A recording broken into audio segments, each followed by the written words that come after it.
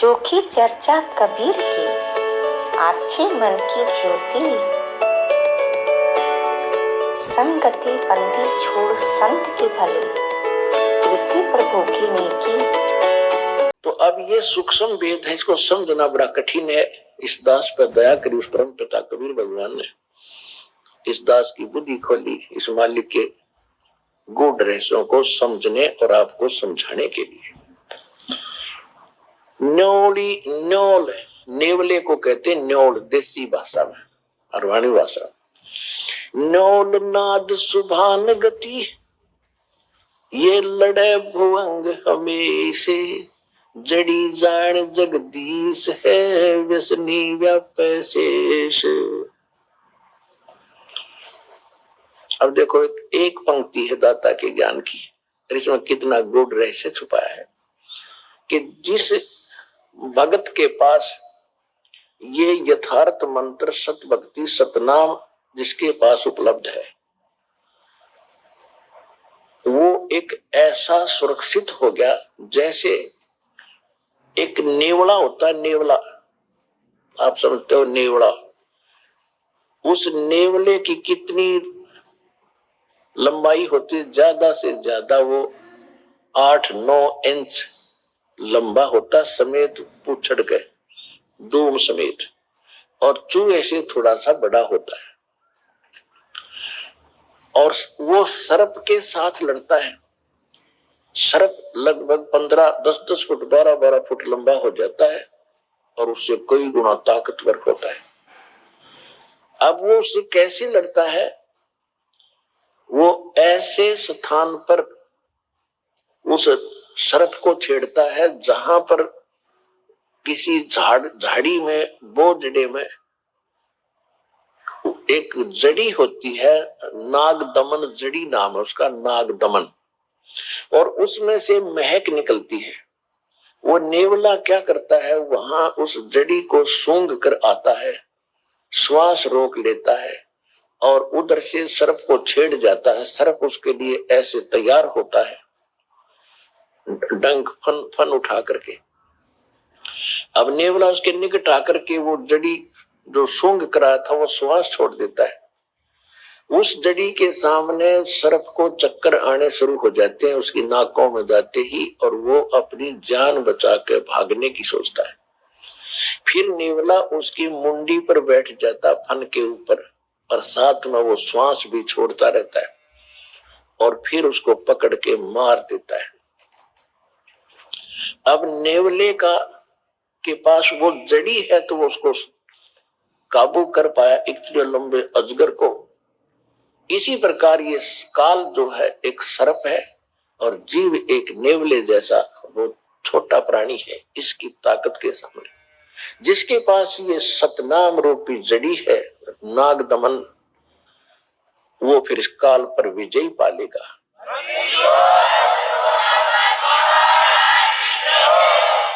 Noel नाद सुभान गति, वो लड़े भुवंग हमेशे, जड़ी जान जगदीश है, व्यसना व्यापै शेष। कि सतनाम जो नाद है, सतनाम का जो मंत्र है, ये भगवान की शक्ति, जगदीश की शक्ति है। इसकी जिसके पास इसका ये जड़ी है, उसके ऊपर काल रूपी अजगर का कोई प्रभाव नहीं पड़ेगा। किस पे? हंस गवन करते नहीं, मान सरोवर छाड़े, और कौवे उड़ उड़ जाते हैं, ये खाते मांसाहारे। हंस दशा तो साधु है, ये सरोवर है सत्संगे, मुक्ता हलबाणी चुगे, फिर चढ़त नवेला रंग। दरस परस नहीं अंतरा, रोमी वस्त्र बीचे, पारस लोहा एक डिग वही पलटे नहीं अभीचे।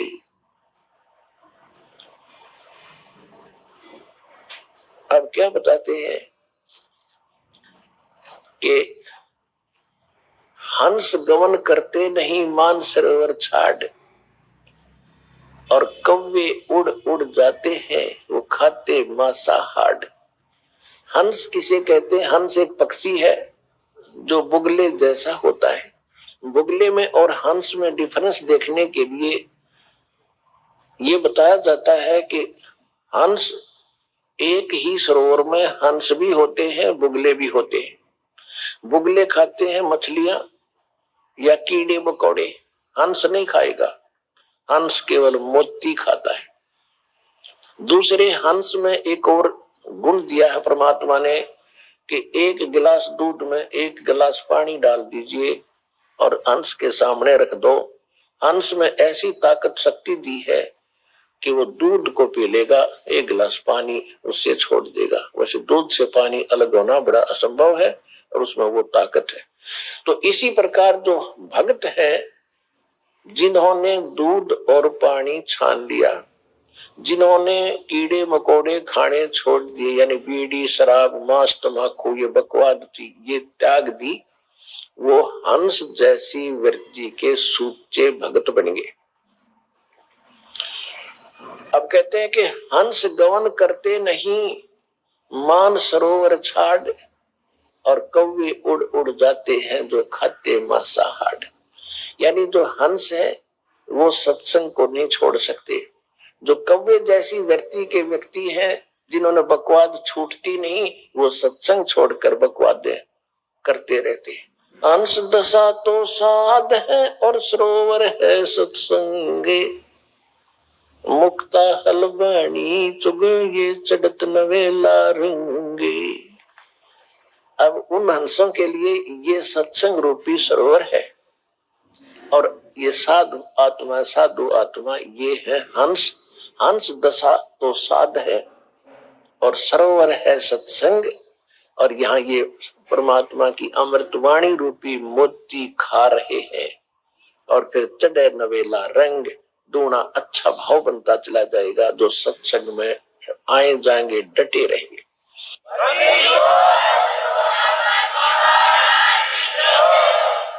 और हंस गवन करते नहीं, हंस गवन हंस नहीं जाते मान सरोवर छाड़े, ये कौवे उड़ उड़ जाते हैं वो खाते मांसाहार। तो जो पुण्यात्मा परमात्मा के चरणों में आगे ज्ञान समझ लिया, फिर संसारिक कार्यों में उनकी रुचि नहीं रहेगी। कौन से कार्य? जो कुरीतियां हैं, विवाह शादी में बकवाद नाचना गाना, दहेज देकर अपनी फोकट में अपनाना, फिर कर्जे में दबा रहना, ये इस तरह की बकवादें, शराब मांस तंबाकू और इन राजनीति में धक्के खाना, ये हंस नहीं करेंगे, भक्त नहीं कर सकता। वो तो कव्य जैसे लोग हैं जिनको वृत्ति ही गलत है, वो ही सत्संग छोड़कर इन बकवादों में जाते हैं। अब फिर क्या बताते हैं? द्वार धनी के पड़ा रहे और धक्के धनी के खावे, 100 काल झकझोल ही पर द्वार छोड़ ना जावे। इस मार्ग में सफल होने का एक फार्मूला बताया है कि जब ज्ञान हो जाता है, परम संत की पहचान हो जाती है, कहते हैं द्वार धनी के पड़ा रहे और धक्के धनी के खावे, आवे और जावे भगवान के चरणों में। और चाहे कितने ही आपत्ति आप पर काल देवे, जैसे संसारिक, क्योंकि आपने नाम ले लिया, अब धीरे धीरे आपका सब संकट दूर होने लगेंगे। तो आप ऐसा महसूस करोगे कि जैसे कोई आपत्ति आ गई नाम लेने से। नहीं, आपत्ति तक टल रही है आपकी। अगर नाम ना ले रखा होता तो जान जानी थी।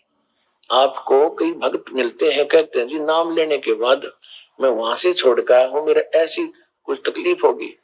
भले आदमी, वहां से तो नरक था, सीधा काल था, वो तेरी जान जानी थी। यहाँ आने के बाद तो तेरी जान बच गई छोटे मोटे इस दुख थे। तो क्या कहते हैं कि द्वार धनी के पड़ा रहे और धक्के धनी के खावे, और 100 काल झकझोल ही, काल बीच में बेशक झटके दे पर द्वार छोड़ नहीं जावे।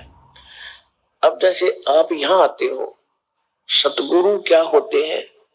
एक सतगुरु की उपमा ये भी है कि सतगुरु एक धोबी है और जीव है एक कपड़ा जो संसार के कर्मों में घना मैला हो गया। अब धोबी किसी का कपड़ा धोने के लिए आता है, राजा का भी होता है, अधिकारियों के भी होते हैं। उन सभी कपड़ों को कैसे धोता था वो? पहले तो उनको जल में भिगोता था और फिर उन्हें पकड़ कर पत्थर पर पट्टा मट मारा करता, गद्दा गद, जब तक मैल ना छूट ले, इतने मुक्किया गिल्ला लातों के साथ, और फिर पत्थर पर पटक पटक मारे।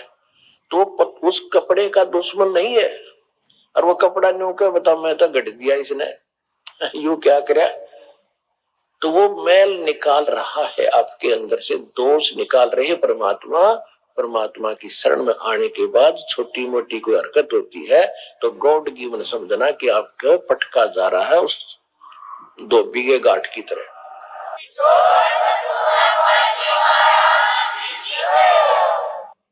दर्श परस नहीं अंतरा, ये रूमी वस्त्र बीचे, पारस लोहा एक डिग ये पलटे नहीं अबीचे। अब देखो फिर एक और बात बताई है, कितना गहरा ज्ञान है पुण्यात्मा।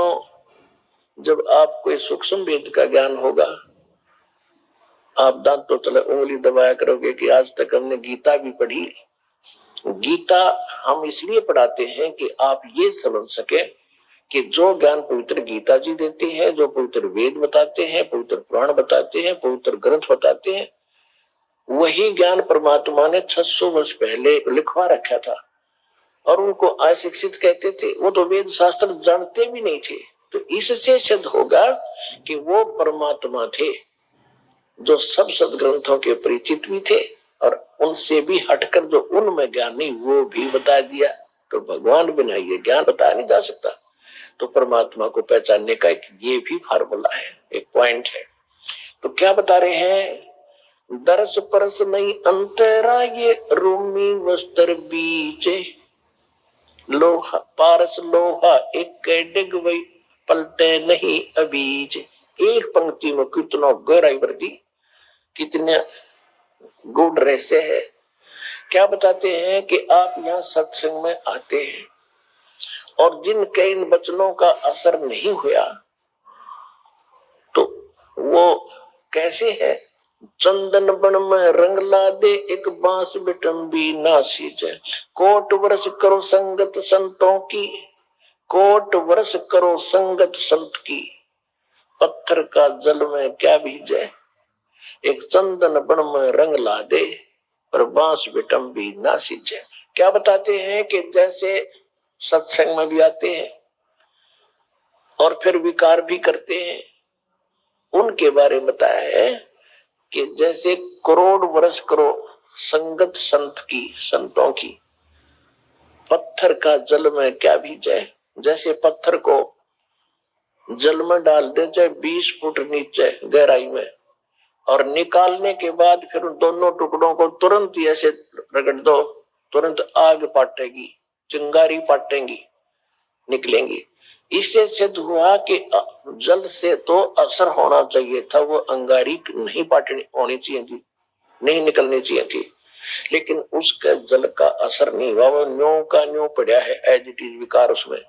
इसी प्रकार जो सत्संग में आते हैं उनको कहते करोड़ वर्ष करो संगत संतों की, और पत्थर का जल में क्या भीजे, क्या भीग गए, और चंदन बन में रंग ला दे, एक बांस बिटम्बी ना सींचे।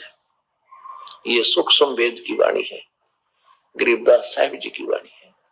क्या बताया कि जैसे चंदन का पेड़ होता है, आसपास के चाहे नीम हो, जंडी हो, कोई पीपल हो, उन सभी आसपास के पेड़ों को अपनी महक छोड़ छोड़ के अपनी सुगंध युक्त कर देता है, और वो भी चंदन जैसी महक देने लग जाते हैं। लेकिन बांस बंबू जिसकी लाठी बने हैं, कहते वो बांस चाहे उसका साथ उग गया चंदन का, बांस का असर नहीं होता। तो क्या बताते हैं कि कोट वर्ष करो संगत संतों की, और पत्थर का जल में क्या भीजे, और चंदन बन में रंग ला दे, एक बांस बिटम्बी नासिज है।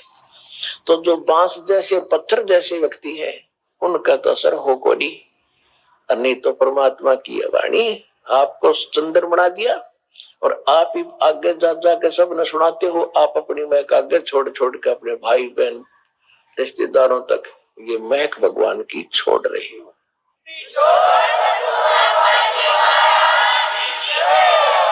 अब क्या बताते हैं कि यहाँ आते भी हैं और सही ढंग से लगते नहीं। उसके विषय में बताया कि दरस परस नहीं अंतरा और रूमी वस्त्र बीज।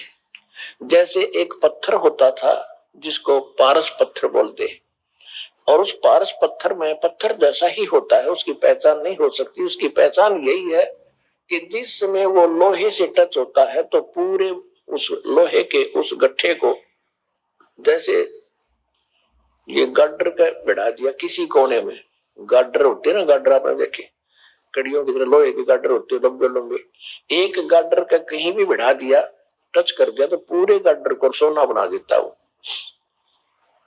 अब क्या कहते हैं कि उस पारस पत्थर और लोहे के बीच में कतीनों साथ साथ रखे हो और उनके बीच में इतना अंतर हो जैसे पहले रोम से बनकर कपड़ा आता था बहुत पतला।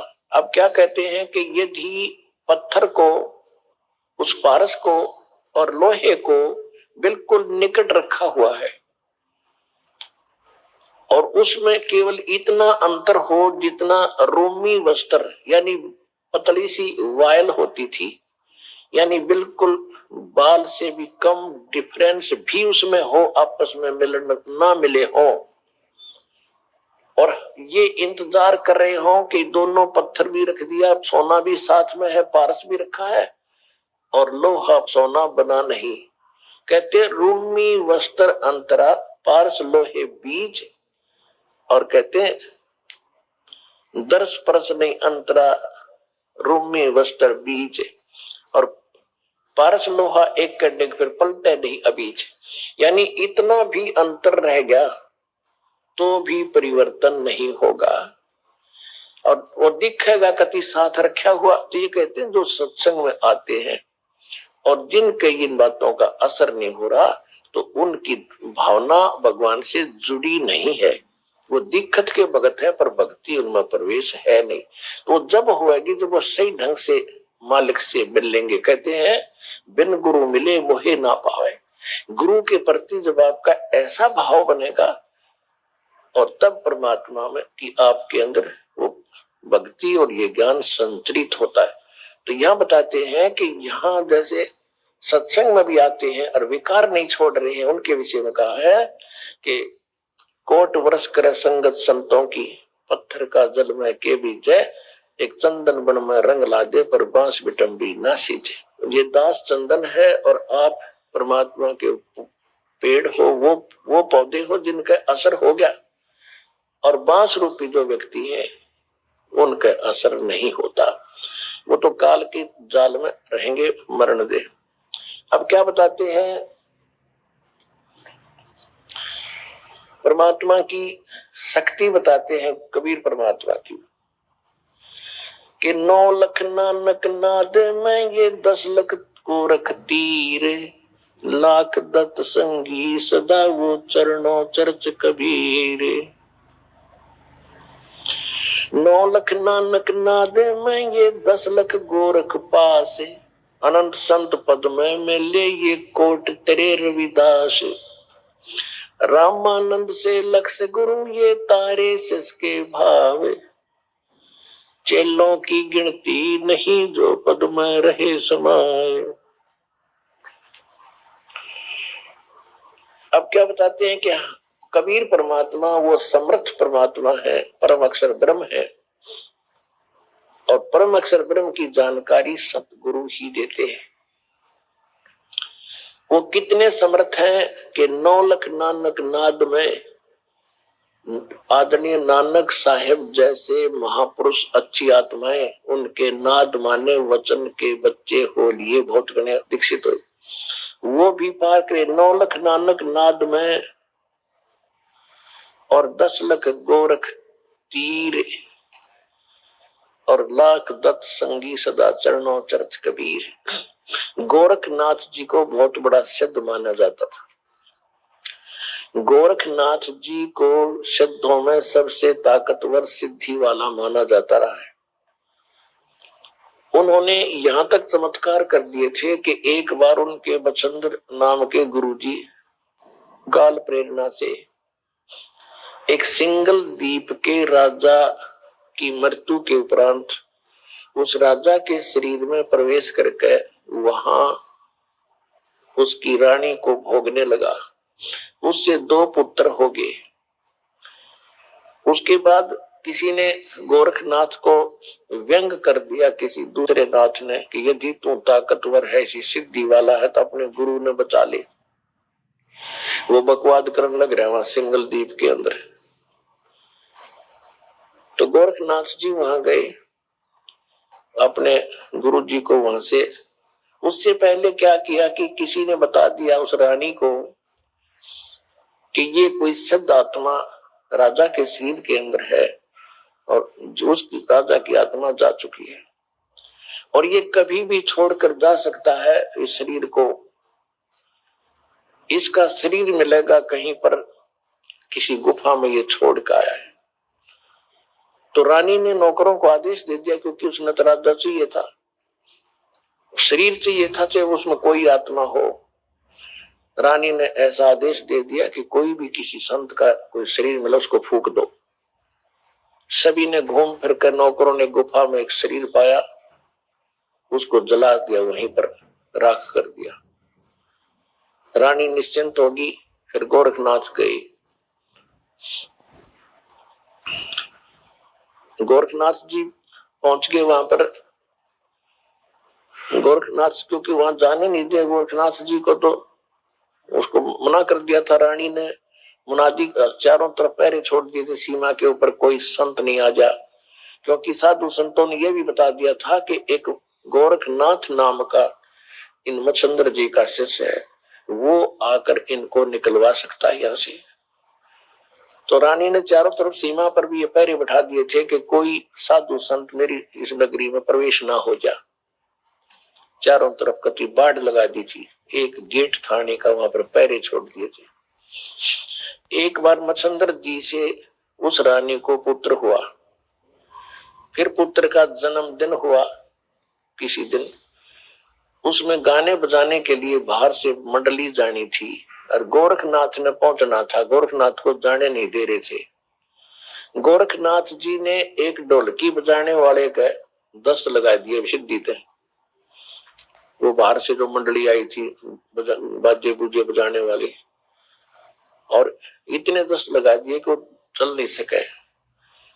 तो वो चिंतित हुई मंडली के राजा के यहाँ जाना था, हमारी तो सजा भी होगी, पैसे भी ना मिल रहे।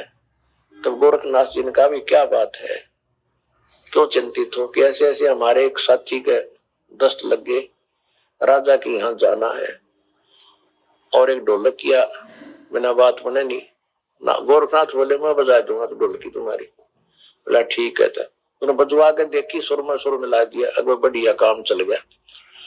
अब वहां आगे मच्छंद्र नाथ बैठा राजा के शरीर में, अफलातून पाक्या सिंहासन पर, रानी बैठी बराबर में, दोनों 2 बच्चे हो गए थे, दोनों बच्चे गोदी में। अब वहां वो गा बजा रहे थे तो गोरखनाथ कह रहा था डुम डुम डुम, जाग मच्छंद्र जाग, तेरे फूट गए भाग, तो यहां से निकल, जाग मच्छंद्र जाग, तेरे फूट गए भाग। अब मच्छंद्र राजा के शरीर में बैठा, फटफड़ी ली। तब रानी से कहा कि इस ढोलकी वाले को रख ले या नौकर। ढोलकी वाला नौकर रख लिया। फिर उसको समझाया कि आप क्या उद्देश्य लेकर तो शिक्षा दिया करते थे, कहां फंस गए बीमारी में, चलो। तो कहने लगा मैं चलूं तो मेरा तो शरीर फूट दिया, अब जाऊं कैसे? कि तो आप निकलो यहां से। वो शरीर छोड़कर निकल गए। वहां पर राख थी, उस राख के अंदर ये अस्थि बची हुई थी, अस्थि जिनको ये मरने के उपरांत किधर डाल का गंगा वंगा में छोटी मोटी बच रही थी, उनको इकट्ठी करके अपनी शक्ति से गोरखनाथ ने मच्छंदर जी का शरीर बना दिया पूरा उसी एज का, और उसको प्रवेश कर दिया। अब फिर क्या था, अब देखो पुण्यात्माओं, ये है खेल। हम यहाँ फंसे रहे, हम यहाँ अड़गी बुद्धि कि इतना महापुरुष, और देखो मुर्दे को भी जीवित कर दिया, शरीर भी नहीं था फिर भी शरीर बना दिया। ये जन्म जैसे अब ये चल रहा है ना, आपका प्राइम टाइम है ये, इसमें जो भक्ति करके पार ना हुए ना, इनमें इतनी गजब की भक्ति संचित हो जाएगी और इन्हीं से सिद्धियां आती हैं। इसी भक्ति को अगर आप खराब करने लग जाओगे ना कुछ दिनों में, बिना ज्ञान के, किसी का झाड़ा लान लग गया ठीक हो जाएगा, और कोई किसी को आशीर्वाद दोगे वो फल लग जाएगा, आपका पंचर हो जाएगा। तो ये इतनी भक्ति इकट्ठी कर लेते हैं ये साधु संत इस समय में, अब जो चल रहा है, और ये पार हो नहीं पाते, ये फिर काल का फंस जाते और यही फिर आगे प्रसिद्ध होते रहते। फिर क्या होता है कि गोरखनाथ पिछले जन्म से सिद्धि युक्त था ऐसे। अब हम ये सोचते हैं ऐसा महापुरुष हो तेरे की, ये तो भगवान ने है, इस ताकतवर और कौन होगा।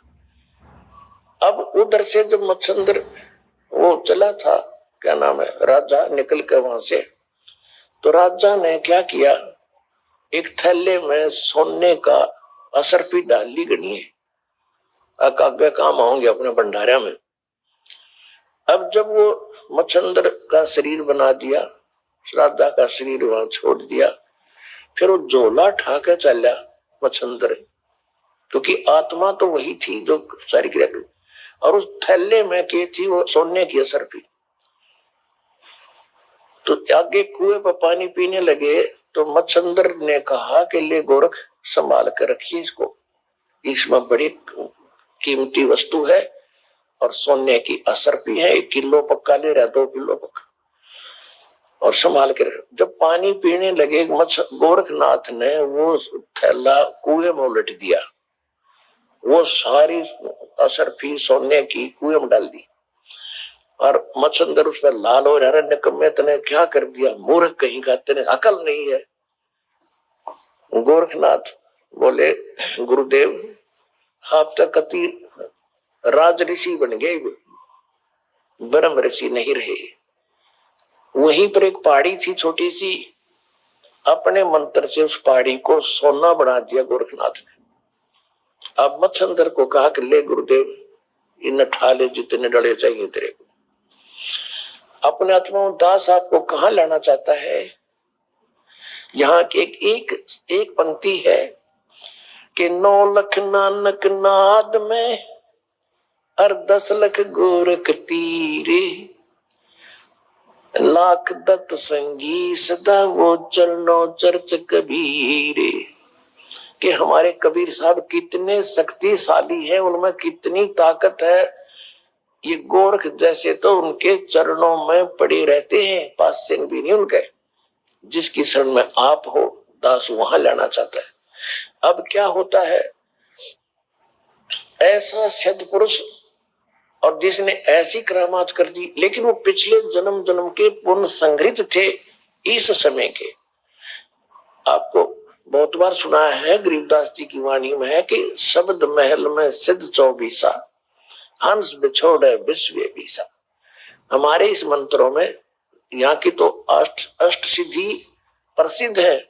हमारे ये इस मंत्र से, साधना से 24 सिद्धियां आ जाएंगी आप में, पर इनको प्रयोग ना करना। इन सिद्धियों की ताकत, सिद्धि बिना भी बात नहीं बने, सिद्धि से ही तो हमारी भक्ति रूपी जहाज चलेगा। यानी हम यहाँ से उस सिद्धियों से उड़कर चलेंगे, और हमने वो प्रयोग कर ली तो हमारी टायर की हवा लिकड़गी, फिर हम कैसे उड़ेंगे, कैसे चलेंगे आगे। तो ये गलती से पार हुए नहीं, ये फेंटा गए काल के, और पहले उसमें ब्रह्मलोक में रखा, वहां होटल में, वहां इनसे सारी पूंजी खत्म करा के फिर पृथ्वी पटक दिया। इनके पास फिर सिद्धि रह जाती है, भक्ति धन वहां खत्म करवा दिया।